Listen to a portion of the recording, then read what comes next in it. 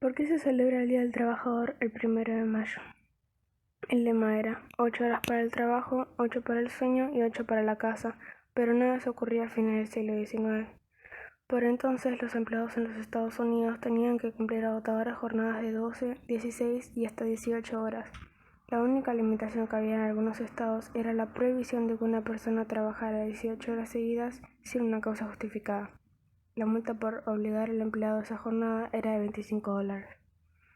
El Día Internacional del Trabajador conmemora el 1 de mayo de 1886, fecha que marcó un antes y un después en la historia del movimiento obrero organizado.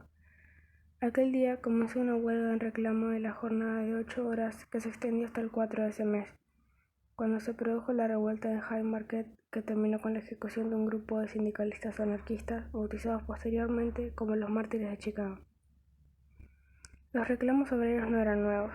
A fines del siglo XVIII, los trabajadores se habían manifestado frente a las tremendas condiciones laborales que trajo la Revolución Industrial en Gran Bretaña. En 1868, el presidente estadounidense Andrew Johnson había establecido por ley la reducción de la jornada laboral a 8 horas.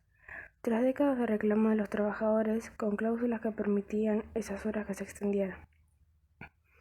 No obstante, el acatamiento por parte de los empresarios a la ley llamada Ingreso no fue inmediato y generó mucha resistencia.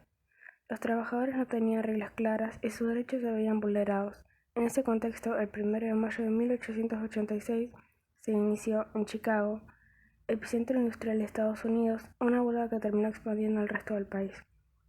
Comenzaron manifestándose 80.000 trabajadores y la cifra aumentó cuando casi medio millón de obreros se unieron al paro en 50.000 huelgas en todo el país.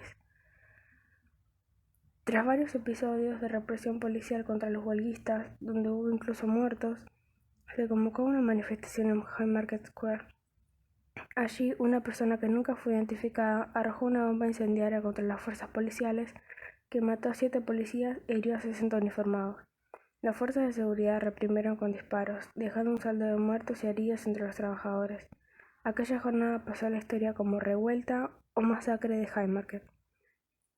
Por los graves acontecimientos, 31 personas fueron enjuiciadas por el hecho, el 21 de junio de 1886. 8 de ellos fueron condenados, 2 de ellos a cadena perpetua, 1 a 15 años de trabajos forzados y 5 a muerte en la horca. El proceso estuvo plagado de irregularidades y no se respetaron las garantías de los acusados. La culpabilidad de los condenados nunca fue realmente probada. Un año más tarde, en Illinois, se reconoció que el juicio no había respetado el derecho de los acusados y el gobernador perdonó a los sindicalistas que estaban detenidos.